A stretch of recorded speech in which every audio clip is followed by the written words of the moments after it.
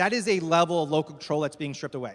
There's no question about that. That is very clear. The one thing I will say is that that's one level of the onion, right, that's getting peeled away. The wording is specific. It says you cannot implement a permanent ban on the development of multifamily housing in the municipality.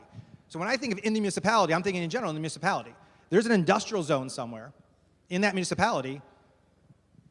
There is not housing allowed in that industrial zone.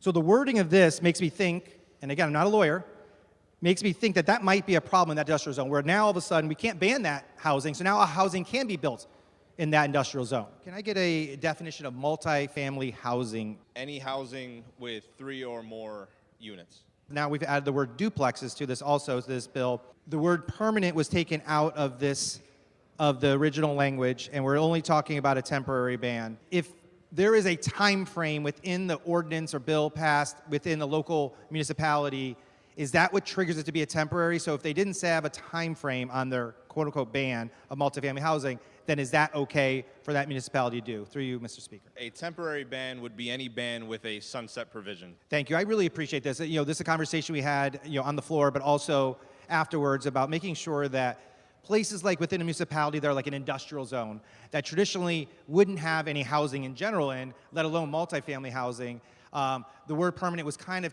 coming into that grounds of it could have been questionable from a legal standpoint